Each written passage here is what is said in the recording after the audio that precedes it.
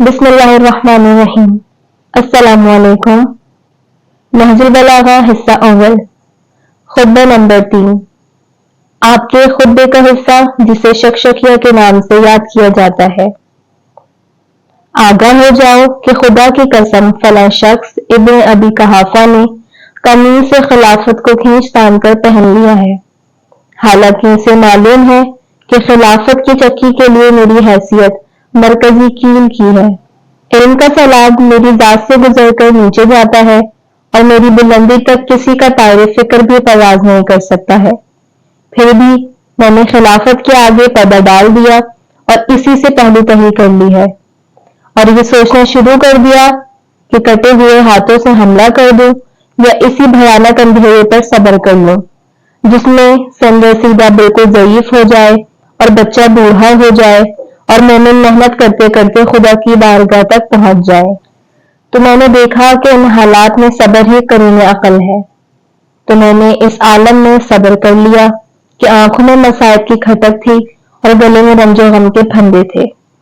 میں اپنی میراث کو لٹتے دیکھ رہا تھا،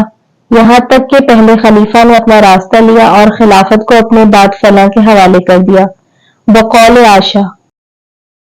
کہاں وہ دن جو گزردا تھا میرا اونٹوں پر،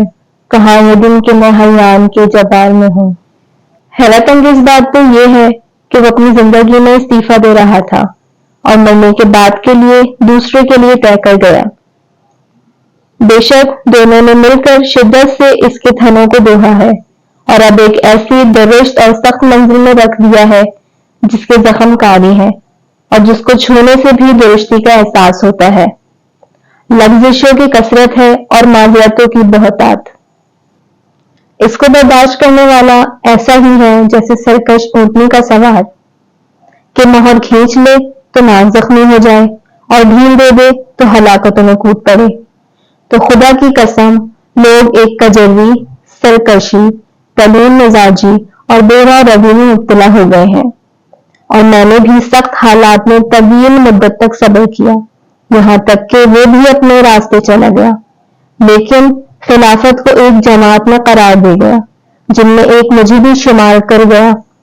جبکہ میرا اس شورا سے کیا تعلق تھا؟ مجھ میں پہلے دن کون سا غریب تھا کہ آج مجھے ایسے لوگوں کے ساتھ ملایا جا رہا ہے،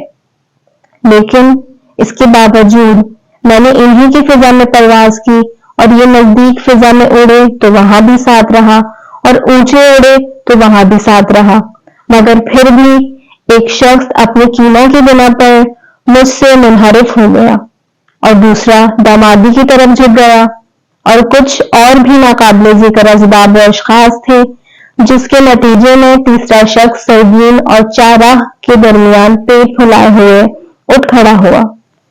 اور اس کے ساتھ اس کے اہل خاندان بھی کھڑے ہو گئے جو مال خدا کو اس طرح ہضم کر رہے تھے جس طرح اونٹ بہار کی گھاس کو چر لیتا ہے، یہاں تک کہ اس کی بٹی ہوئی رسی کے بل کھل گئے اور اس کے اعمال نے اس کا خاتمہ کر دیا اور شکم پوری نے منہ کے بل گرا دیا۔